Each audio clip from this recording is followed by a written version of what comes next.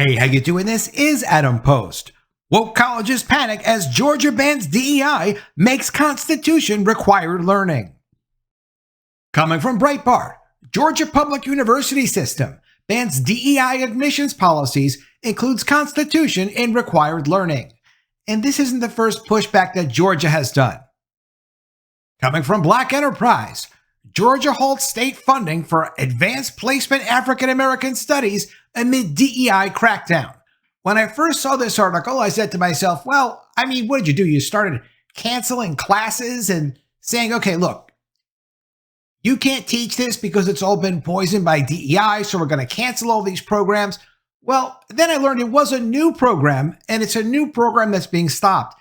And it's important because even though the people pushing these programs say that, they're just historical, they're not political. Here's someone really upset about them canceling these programs in Georgia. And of course, they say it's not political, it's just historical. But there's Eric Holder himself, the guy who described himself as Barack Obama's wingman, who was the attorney general at the time, involved in this picture because he's involved in this agenda. Of course, it's political. Conservative agenda strikes again. Georgia halts funding for advanced placement African American studies.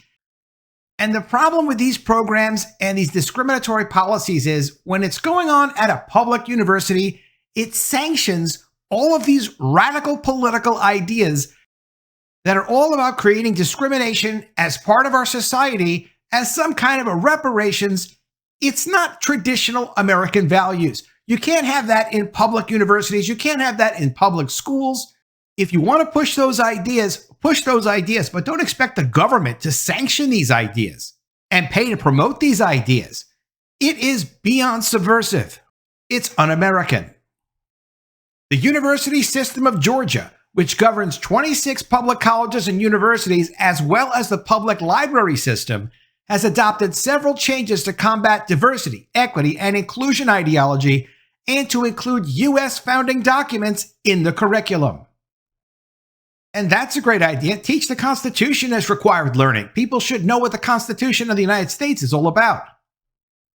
USG, which oversees institutions such as the University of Georgia, Georgia Institute of Technology, and Kennesaw State University, passed the proposals, including equal opportunity in admissions this week.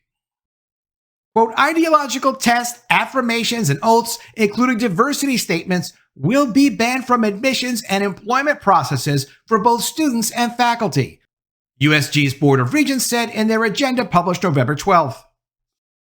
Instead of being diverse or sharing the mainstream political views, quote, the basis and determining factor for employment will be that the individual possesses the requisite knowledge, skills, and abilities associated with the role, and is believed to have the ability to successfully perform the essential functions, responsibilities, and duties associated with the position for which the individual is being considered.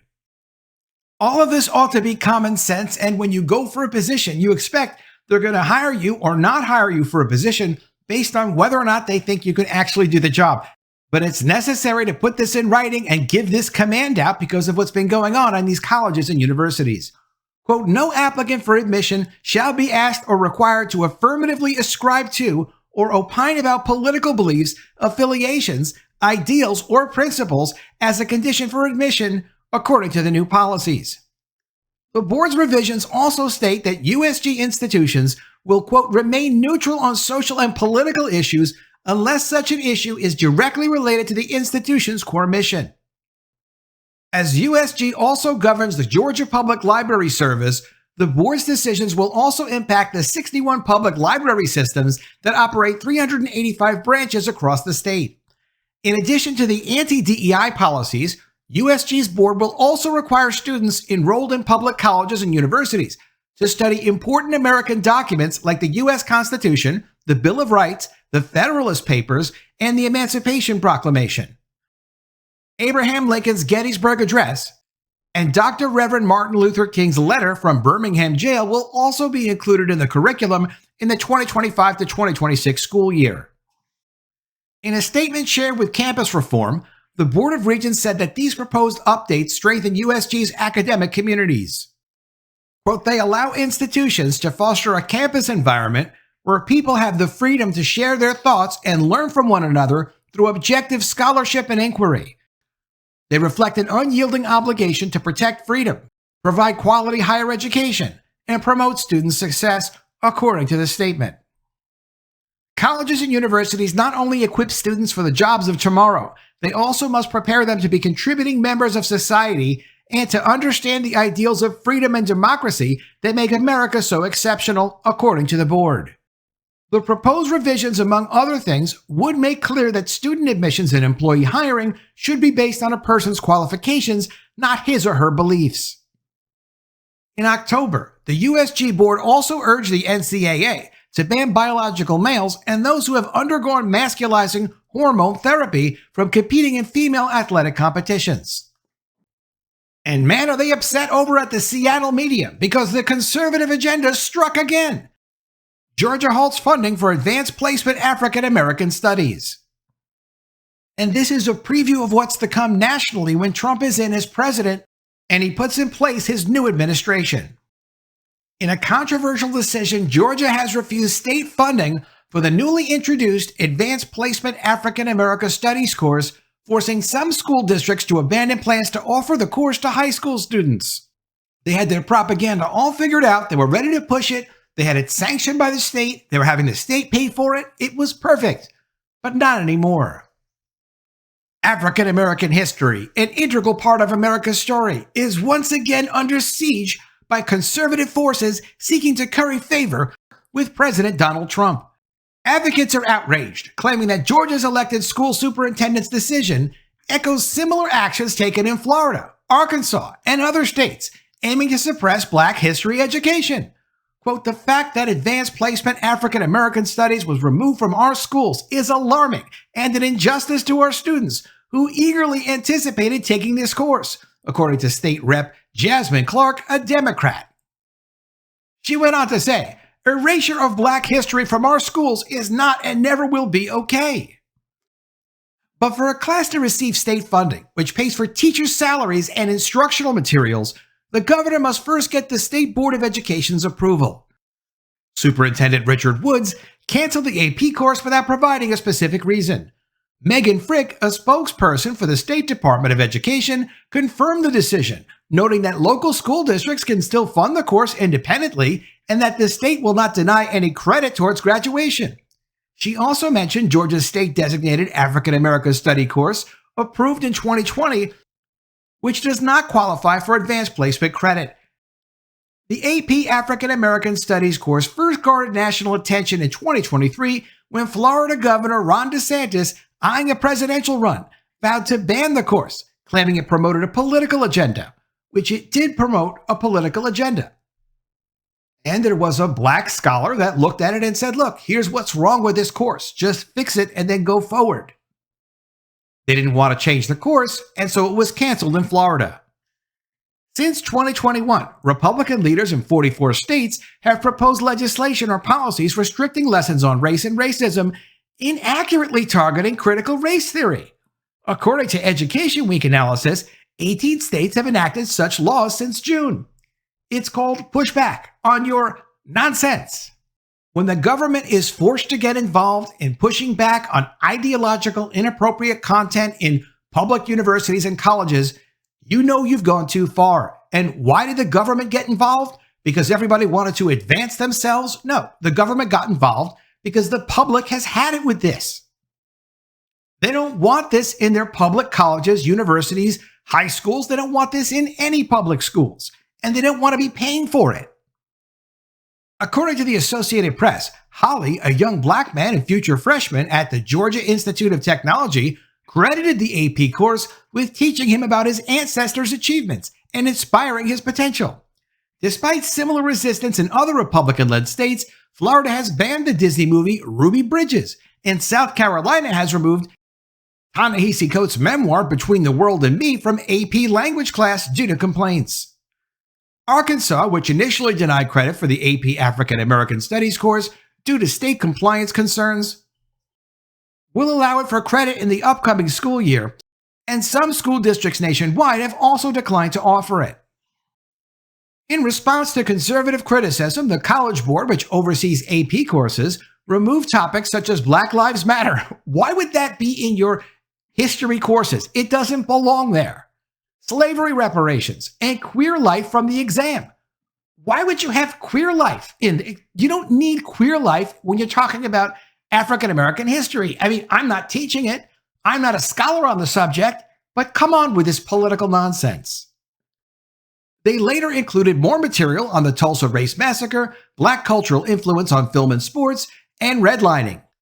Georgia's refusal to approve the course became public when Gwinnett County, the state's largest school district, issued a memo canceling plans to offer the course at 6 high schools, affecting 240 student schedules just before the school year begins.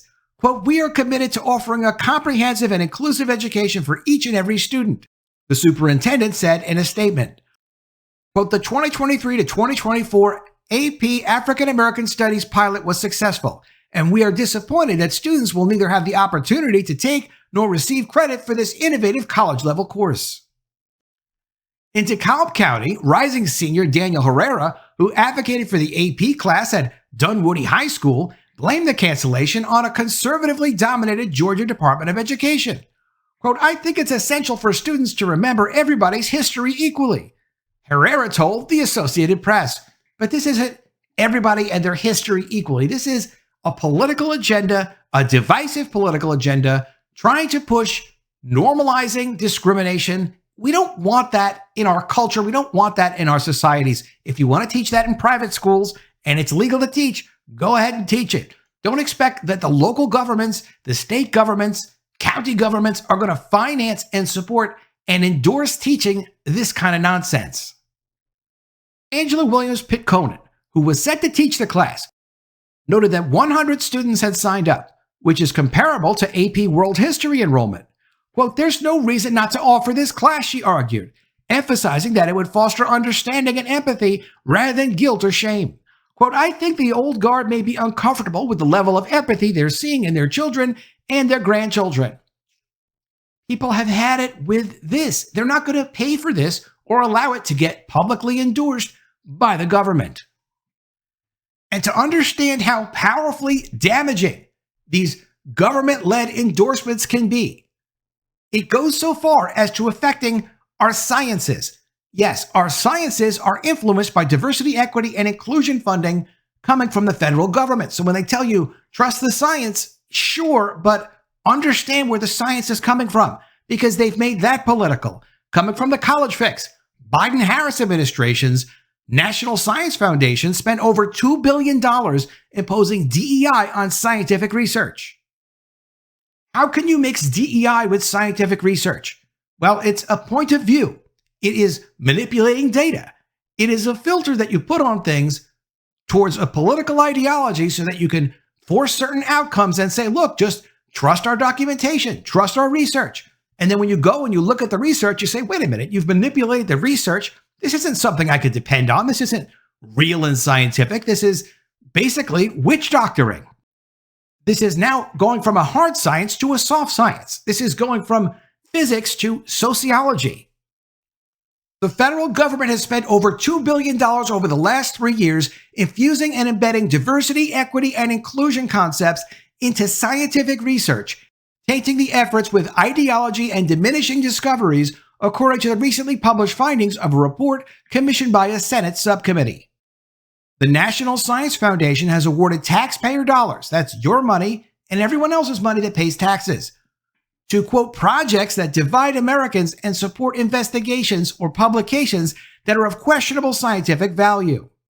A leading critic of the encroachment of DEI into STEM, Anna Krylov, said the findings illustrate a misuse of public funds by the NSF.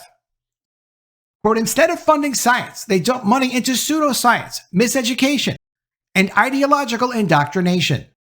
Published in October by the U.S. Senate Committee on Commerce, Science, and Transportation, the Senate report traces the problem to the beginning of the Biden-Harris administration. The National Science Foundation, under this leadership, the report states, increasingly funded research and programs that color scientific investigation and engagement projects through the lens of political ideology, undermining objective hard science disciplines in which facts and theories can be precisely measured, tested, and independently reproduced. That is hard science, when you can test and measure and independently reproduce results of any kind of experiment. If you can't do that, it's not hard science. That's not real science. Several researchers highlighted in the report have been vocal supporters of pro-Palestinian campus projects. One in particular, a San Jose State University professor working on the Justice-Centered Science Education Hub, even used her science methods course for aspiring middle and high school science teachers, which she describes as centering racial justice in science education, as a platform for discussing the Israeli-Palestinian conflict and processing the impact of the harsh language used by Israeli political leaders when speaking of Palestinian terrorists. What does this have to do with the hard sciences? Absolutely nothing. Many others, the report notes, hold beliefs that science and STEM are inherently oppressive or discriminatory against women, racial minorities, and other allegedly marginalized groups. The report also states these beliefs serve as the foundation of many NSF-funded projects carried out by these researchers, demonstrating that, quote, the Biden-Harris administration, through the NSF, is deliberately and systematically inserting a divisive political ideology into scientific research. And then they can use that adulterated, damaged scientific research as a basis to push their political agenda, saying, hey, look, this is scientific oppression. It's in our research.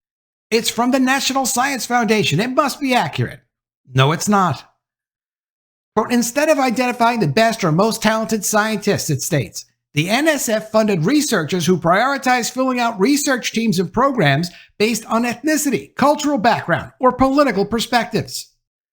That's exactly not how you want to do scientific research. The new administration coming into the White House is going to have their work cut out for them. But the new people coming into government are serious about cleaning this out. Let me know what you think of all this in the comments below. Always love to see your ideas. Please be sure you are subscribed to the channel. Click the bell for notifications, give me a thumbs up, and I'll see you again soon with another story. And if I don't see you, I will miss you.